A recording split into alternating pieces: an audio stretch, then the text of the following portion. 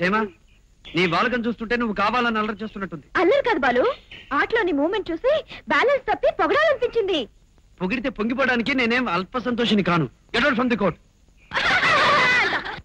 ఇది college tennis court, నేనెందుకు బయటకు వెళ్ళాలి? మీ నాన్న నిన్ను ఆడపిల్లలా పెంచలేదు, మగరాయిలా పెంచాడు. అందుకే 10 మంది ముందు ఇలా బరితెగించి ప్రవర్తిస్తున్నావు. Get out first. Shut up. మీరు ఎందుకు నవ్వుతున్నారు? నేను టెన్నిస్ నేర్చుకోవాలనుకుంటున్నాను. బాలు, నాకు టెన్నిస్ నేర్పవా? గాడిదకైనా నేర్పుతాను గాని నీలాంటి అహంకారికి మాత్రం నేర్పను. అదే మాట నన్ను అడగొచ్చుగా. ఇడియట్. ఆ మాటే నేను అడగనా? నీకు నేర్పితే నాకున్నాట పోతుంది.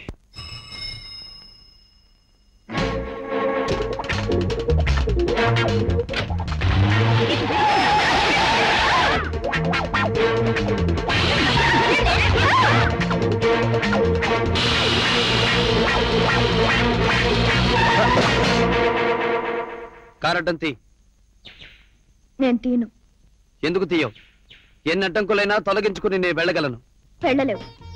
నాకు టెన్నిస్ నేర్పుతానని ఒప్పుకుందే నిన్ను ఒక్కడుగు ముందుకు వెళ్ళలేమను. ఏం చేస్తావు? చెప్పను, చేసి చూపిస్తాను. ఏ అరుస్తావా? గోల చేస్తావా?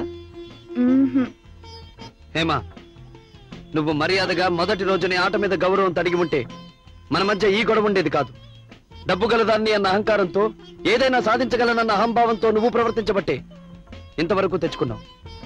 ఇప్పుడు అదే చెప్తున్నాను, నేను అనుకున్నది సాధించే మనిషిని. నీ సాధింపులు బెదిరింపులు నా దగ్గర పనికిరావు. అటులే.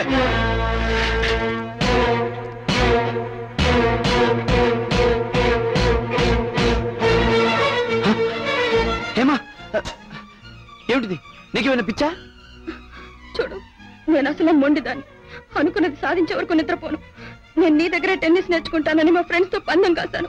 వాళ్ళ దగ్గర ఓడిపోయి అవమానంతో తలదించుకు బ్రతకలేను. పరువు పోయాక ప్రాణాలే తీసుకుంటాను. అప్పుడు నా చావుకు నువ్వే కారణమని జీవితాంతో కుమిలిపోతావు. గుర్తుంచుకో.